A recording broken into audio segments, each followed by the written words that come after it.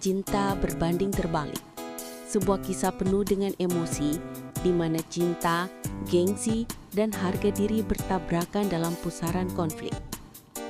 Di episode sebelumnya, Kevin mencurigai Rudy lewat rekaman CCTV dan data proyek. Ia meminta Lisa menelusuri vendor dan menemukan keterkaitan mencurigakan dengan Charles. Penyadapan membuktikan kerjasama gelap mereka. Kevin dan Lisa lalu memantau gudang hingga menangkap Rudy saat melakukan akses ilegal dan memindahkan barang tanpa catatan. Bersama Sangga Felis, inilah episode 28. Beberapa hari sebelum konfrontasi di gudang, Kevin sudah mulai menemukan benang merah. Dari tumpukan laporan audit dan investigasi kecil yang ia dan Lisa lakukan, satu kesimpulan semakin menguat. Beberapa vendor bermasalah ternyata punya hubungan erat dengan satu orang. Ya, Rudy. Kevin menghela napas panjang di ruang kerjanya malam itu. Rekaman CCTV samar, pola transaksi mencurigakan, hingga dokumen audit yang dimodifikasi, semuanya mengarah pada simpul yang sama. Ia memandang papan coretan yang penuh panah dan lingkaran, lalu bergumam pelan. Kalau semua benar, Rudy ini bukan sekadar lalai, dia yang ngatur semuanya. Keesokan harinya, ia memanggil Lisa lebih pagi. Gadis itu datang dengan blazer coklat muda, rambut dikucir sederhana. Wajahnya tenang, tapi dalam hati sebenarnya bergemuruh. Astaga, baru juga nyampe, pasti ada kerjaan lagi. Hidupku udah kayak sinetron investigasi. Kenapa aku gak lahir aja jadi kasir minimarket?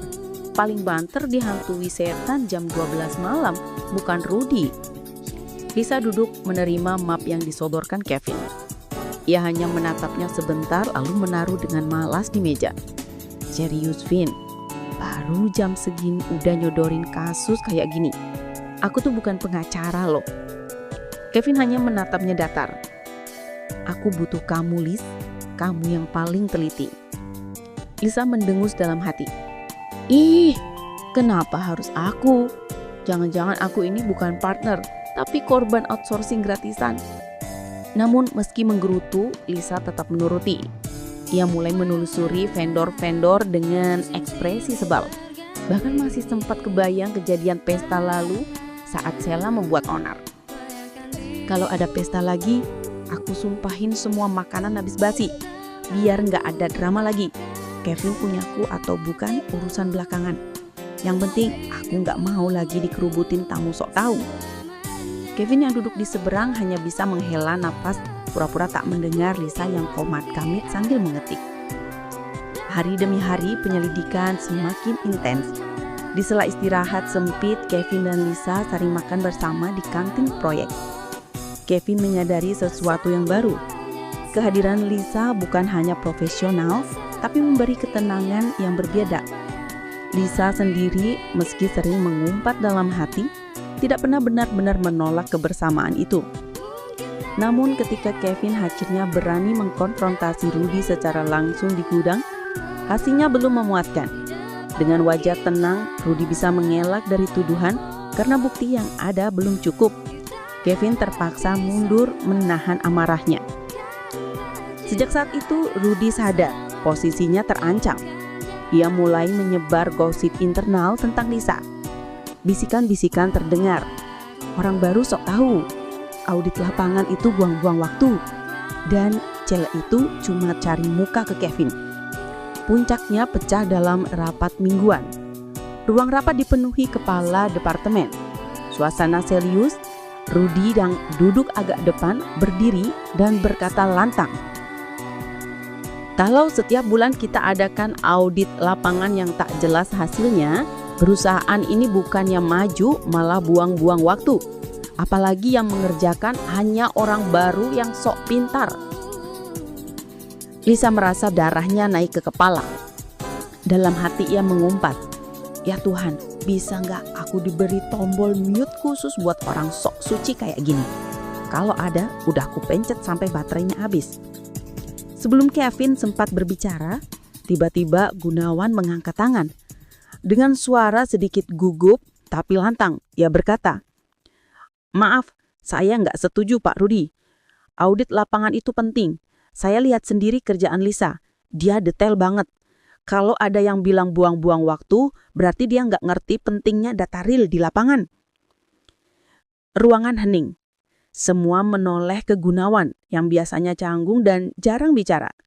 Lisa sempat terkejut lalu menunduk menahan tawa kecil. Namun dukungan itu justru membuat wajah Rudi semakin merah padam. Ia menatap Gunawan tajam lalu melirik Kevin dengan sorot penuh tantangan.